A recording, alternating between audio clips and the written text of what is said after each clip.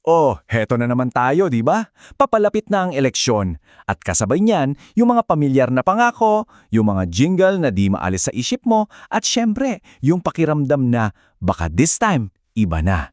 Pero teka, pag-usapan nga natin ng seryoso. Ano ba talaga ang nagagawa ng isang eleksyon para sa bansa natin? Siguradong sigurado akong narinig nyo na to. Sa eleksyong ito, may pagbabago na. Halos lahat yata ng kandidato, yan ang battle cry. At aminin natin, sa tuwing naririnig natin yan, may kumikislap na pag-asa sa loob natin, di ba? Baka nga naman this time, totoo na. At kasabay ng pangakong yan, andyan din yung isa pang paboritong linya, na isa lang daw ang kailangan natin. Isang tamang leader. At pag nahanap na natin siya, boom! Lahat ng problema ng Pilipinas solved na. Parang magic, no? Pero magtapatan tayo. Kung ganun lang kadali yun, kung isang tamang tao lang pala ang sagot, bakit parang paikot-ikot lang tayo? Bakit yung mga problema noon, problema pa rin ngayon? Yan yung tanong na gusto nating himain ngayon. Kasi di ba, pagkatapos ng lahat ng kampanya, ng bilangan, ng pag-asa, madalas isa lang ang naiiwan sa atin, yung pakiramdam na, ay, parang wala namang nagbago. Paulit-ulit na lang yung issue ng korupsyon. Tapos yung mga apelyido sa balota, parang di nagbabago. At yung serbisyo ng gobyerno, ang bagal pa rin. Dito na pumapasok yung frustration, yung pagod, at yung sinasabi ng marami na, wala na yan, walang magbabago. At sa totoo lang, sino bang makakasisi sa kanila, di ba? Pero paano kung tingnan natin to sa ibang anggulo? Paano kung ang problema, hindi yung eleksyon mismo? Paano kung ang problema ay yung inaasahan natin dito? Kasi madalas, ang tingin natin sa eleksyon ay parang isang magic wand na isang kumpas lang, aayos na ang lahat. At dito napapasok yung pinakakonsepto ng usapan natin ngayon. Tandaan nyo to, ang eleksyon ay hindi mahika, isa itong salamin. Isipin nyo, anong pinakaiba? Yung mahika, ang trabaho niyan, baguhin ang isang bagay. Pero ang salamin, ang trabaho lang niyan ay ipakita sa'yo kung ano na ang nandun. Pag umarap ka sa salamin, hindi naman niya binabago yung mukha mo, di ba? Pinapakita lang niya kung anong itsura mo sa sandaling yon. Ganyan-ganyan ang eleksyon. So ang punto, hindi ang eleksyon ang lumilikha ng bago. Ang eleksyon ay nagpapakita lang ng kung ano na tayo ngayon. Anong klaseng sistema meron tayo, anong kultura, anong mga paniniwala, lahat yan makikita sa resulta. Okay, so kung salamin nga ang eleksyon, ano yung tinitingnan natin? Ano ba yung sinasalamin nito? Ang sagot, isang bagay na mas malaki pa sa kahit sinong kandidato. Ang sinasalamin nito ay yung mismong sistema. Gawin nating simple. Isipin nyo na ang politika ay isang laro.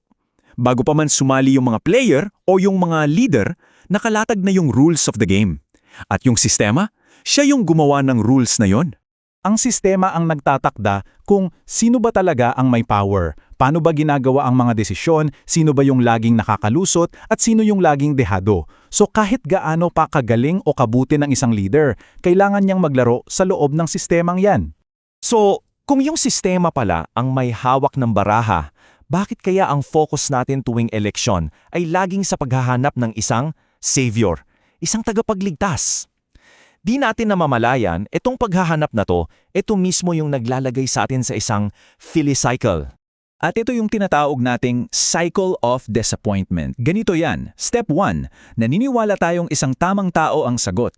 Step 2, yung leader nahihirapan o pumapalpak kasi nakakulong siya sa sistema. Step 3, dahil bigo tayo, sa susunod na eleksyon, anong gagawin natin? Maghahanap na naman tayo ng bagong tamang tao. And then, umuulit lang ang lahat.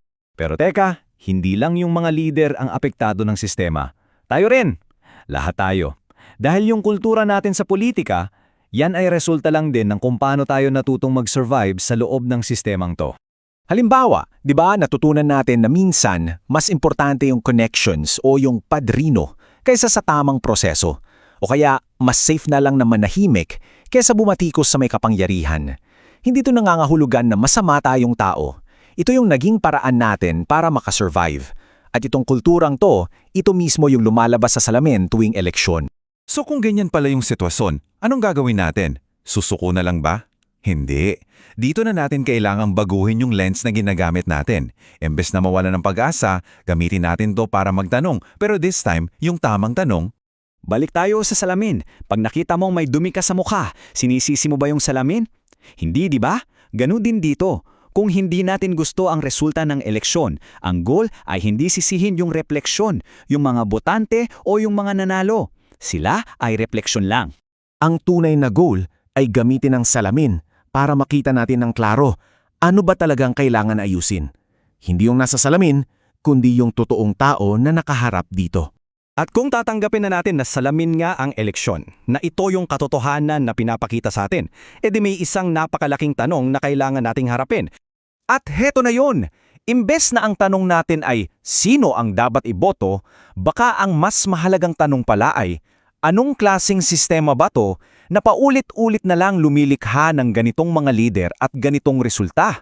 Kita nyo?